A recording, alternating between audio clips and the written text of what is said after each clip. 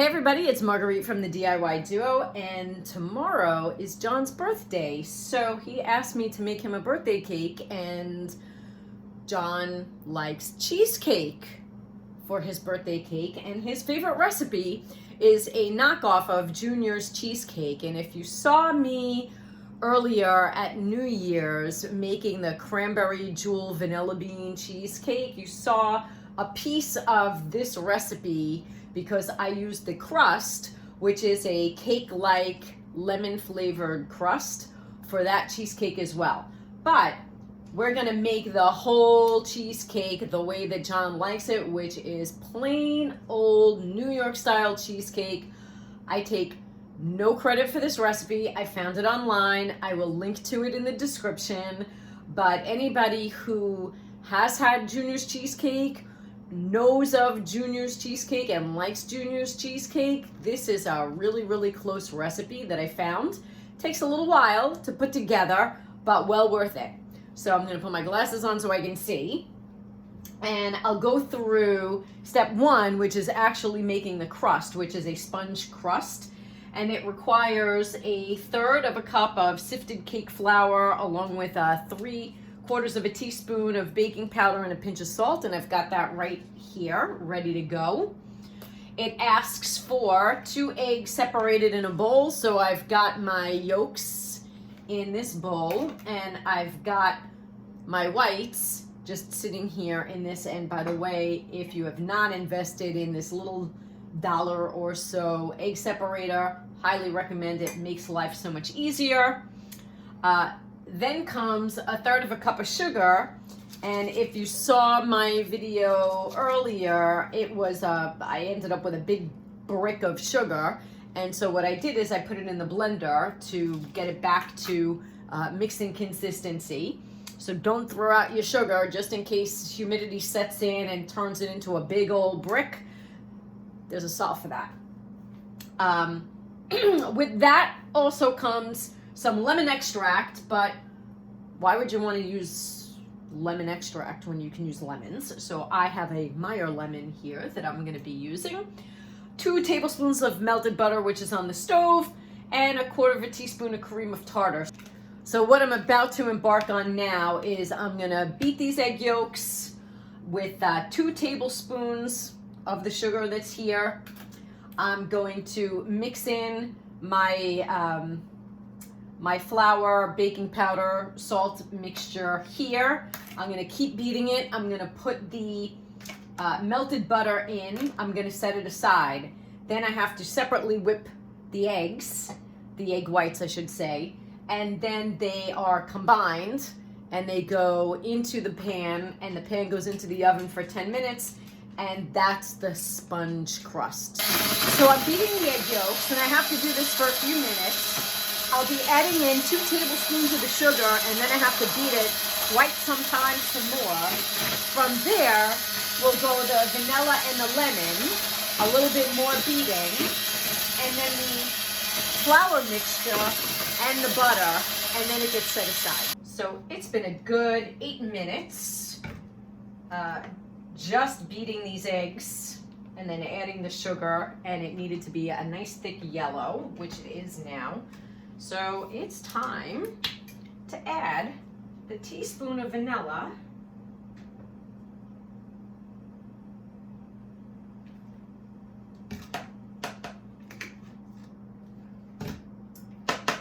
and the lemon. Again, the recipe calls for 2 drops of lemon extract, but I just like to use natural things when I cook.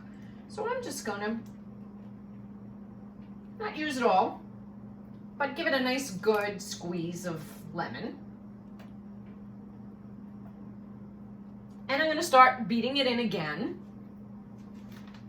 And then from there will come the flour mixture and the butter. Would you believe, folks, I actually had to move to a different bowl. I had a casualty of war. Look at this. So no more mixing in this. They don't make anything to last these days. Okay, well, I guess it's fine because at this point we needed to mix the dry ingredients and the melted butter by hand, which is what I'm doing now.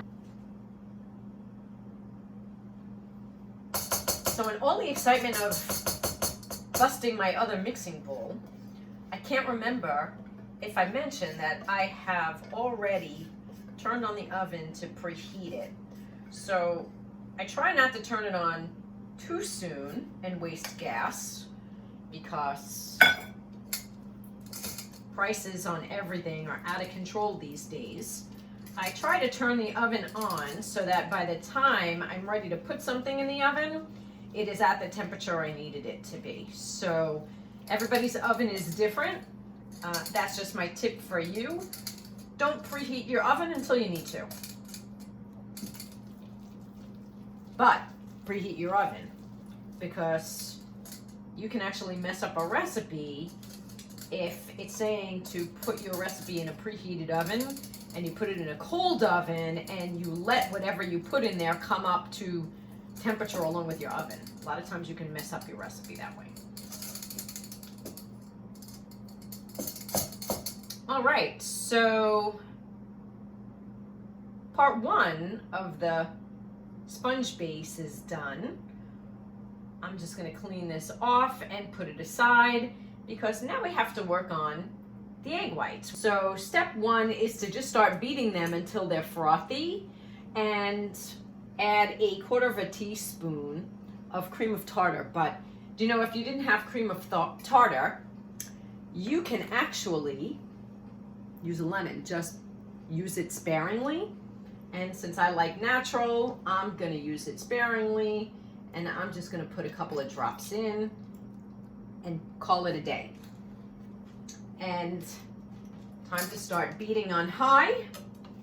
And when it's frothy, add the sugar.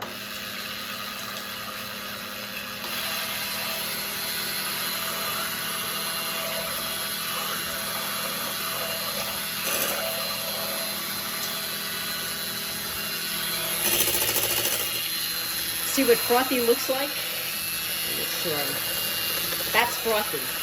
So we're going to add the sugar now.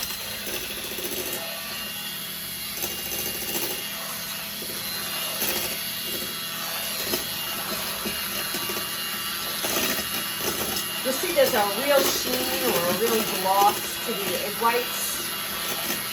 That's when you know you are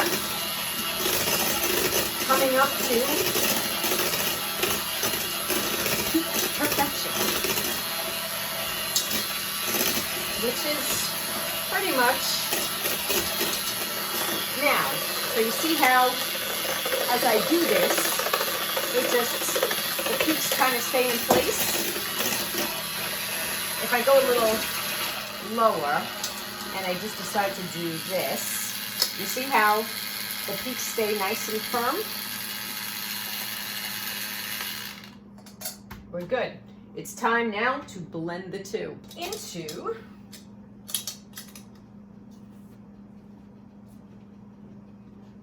the yolk mixture. It goes.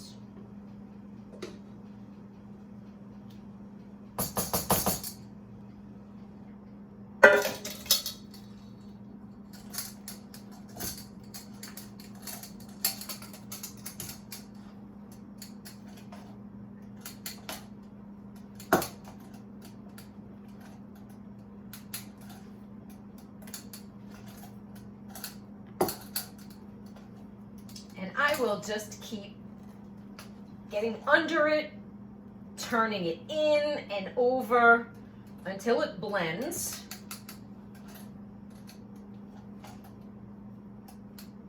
And be patient, because it will. It just takes a little time. Okay, we are pretty much blended, as you can see. Time to put it in the pan. So you need to be putting it in a prepared spring foam pan. And what I mean, or what the recipe means by prepared, is buttered on the inside and foiled on the outside.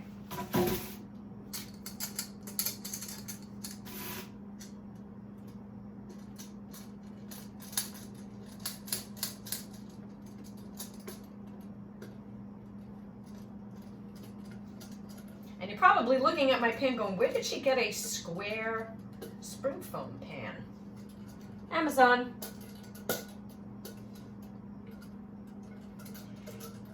And I'll tell you why I have this square spring foam pan, because this particular recipe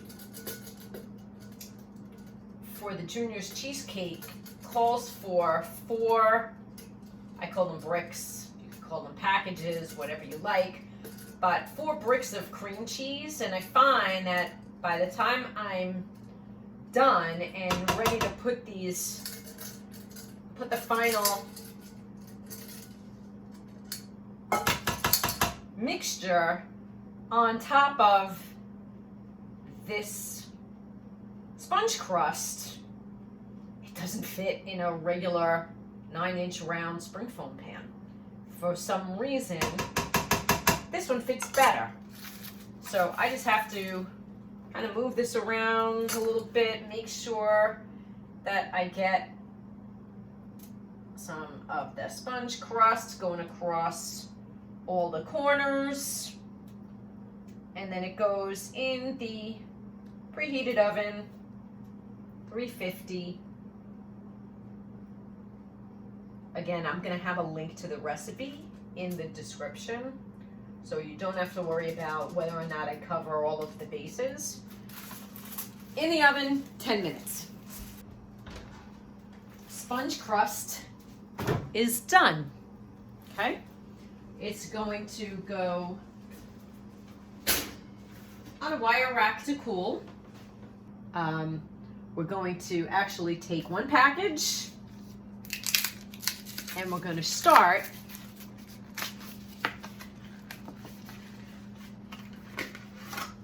by adding a third of a cup, or the third of a cup of cornstarch, as well as a third of a cup of the sugar.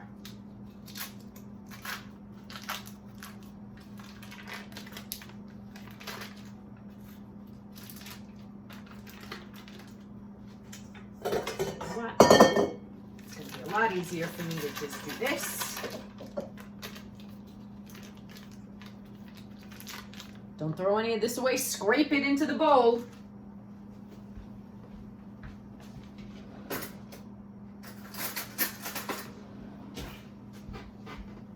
Don't want to lose any of it. I just do it with a plain old butter knife. Otherwise, look how much you're losing.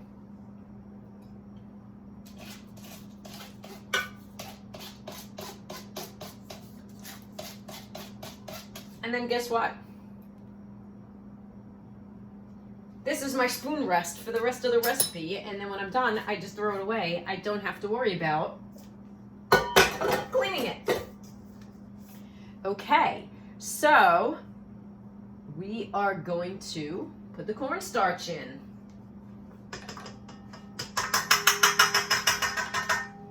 And we're going to grab a third of a cup of the sugar.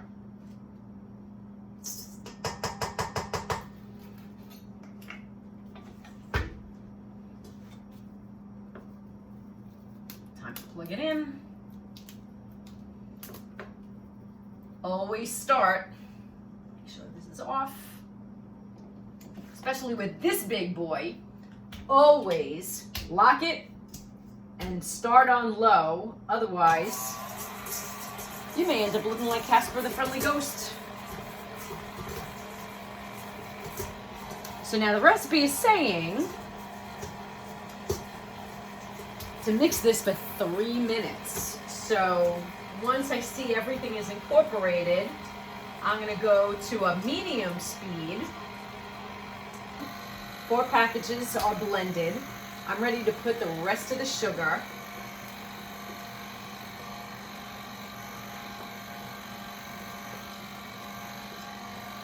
into the bowl to mix.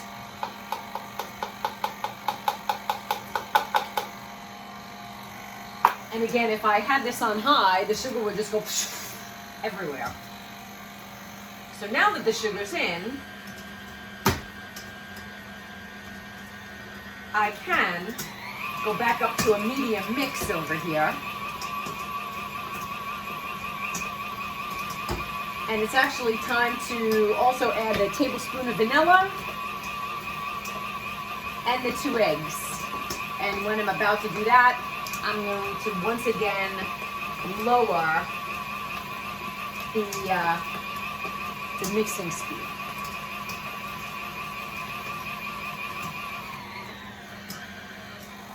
Like now.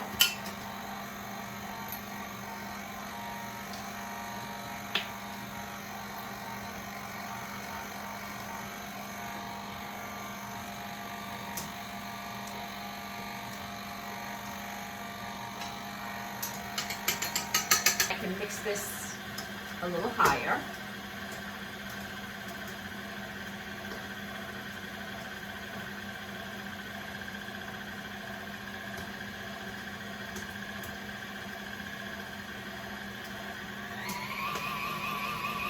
And now it's time for the eggs, one at a time. Make sure you don't get the shells in. So be careful how you crack your eggs.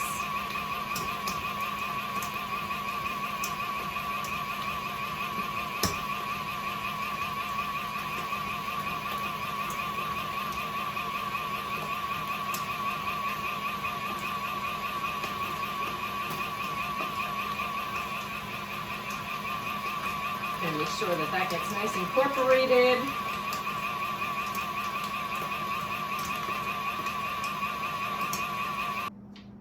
We want everything nicely incorporated.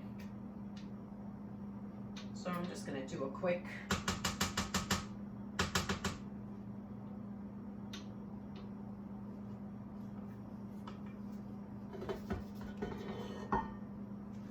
hoping that nothing's going to drip off that paddle while I just do a quick spin here.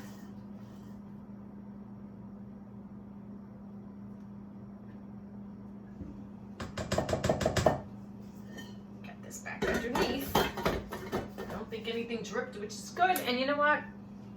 Opportune time to put the other egg in. With the paddle not moving, out of the way. A lot easier to get that egg in. And I got egg on my hands, so I'm going to start my mixer and wash my hands. And there's one secret ingredient left. And that is 3/4 of a cup of heavy whipping cream.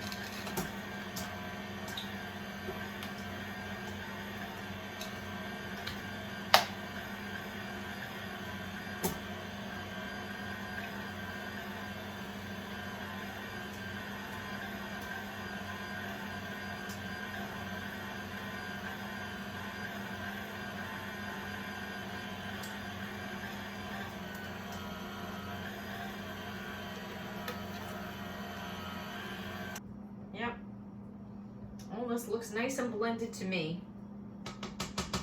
I'll give it one more kind of swirl around the bowl.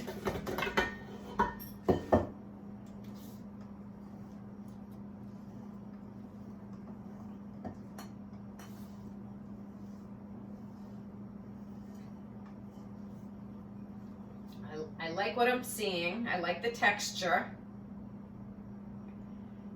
So I think we're ready for the whipping cream. And that is to be added and gently mixed. The recipe says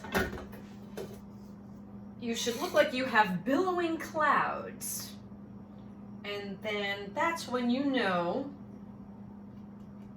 you have mixed it appropriately and you are ready to put it in the pan.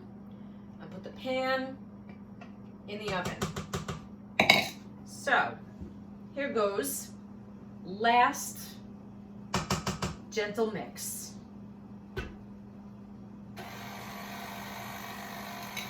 Well, I put these in the sink. So I have billowing clouds. Almost. I'm gonna give this one swirl.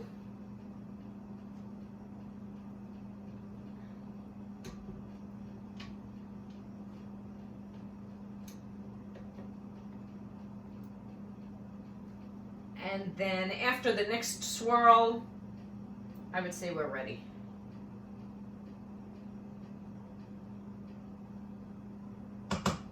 And I say that because there's still remnants of the cream on the sides of the bowl. So, just a little bit more mixing. And in the pan it's going to go.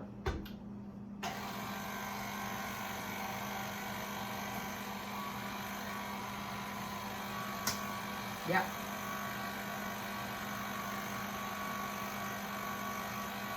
This looks good. Let me get the pan.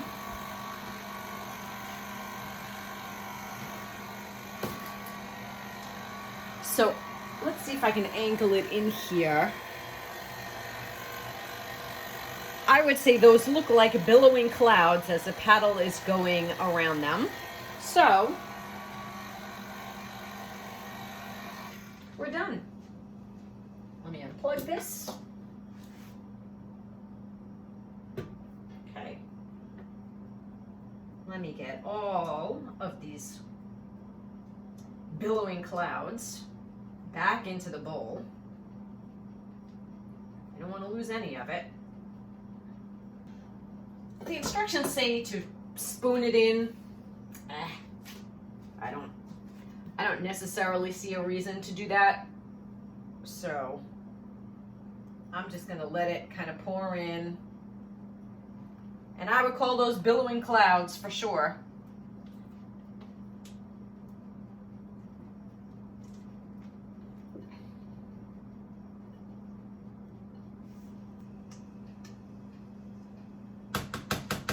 I'm not looking to let anything go to waste here. So I scraped out as much as I could.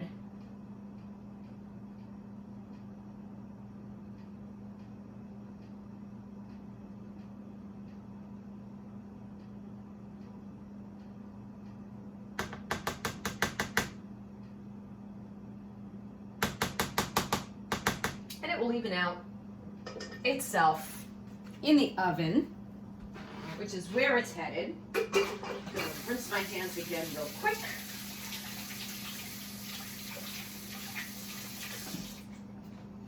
And if any of you watched my previous cheesecake recipe that I brought to Anne-Marie and Steve, it was the cranberry jewel-topped cheesecake. You know I like to put my cheesecakes in a water bath because I find that it helps in a very even heating and cooking, or I should say baking, of the cake. And a lot of times it prevents the cracks that you see happening a lot with cheesecakes. So let me turn this around and let's see if I put it here. Can you see? I've got a water bath already set up. In the water bath it goes. I don't have a lot of water in there, just enough to go about halfway up the side of the pan. And now I'm going to gently slide it back in.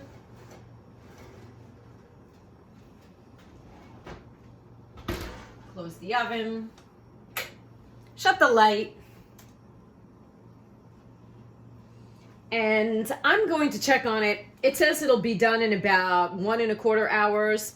I'm gonna check back in a half an hour to make sure that the top is not browning too quickly. It's been an hour, and at the half-hour mark, I actually cut another piece of aluminum foil, and I put it over the cheesecake so that it would keep a nice color at the top, which it has. We're at the hour mark, so I took the top, the aluminum foil off, and I'm going to let it just golden brown for the last 15 minutes.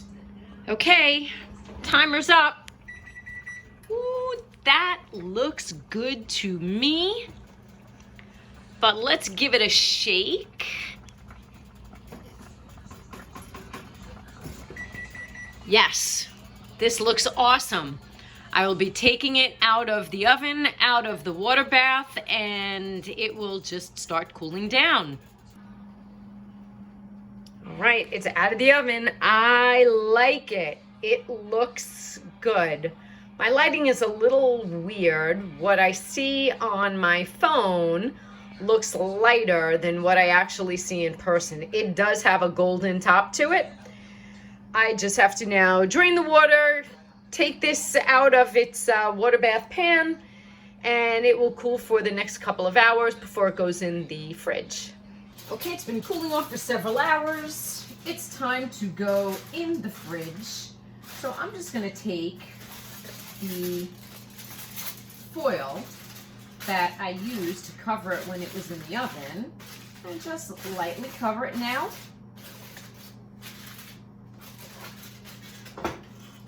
And in the fridge it goes. John, how was your birthday cheesecake?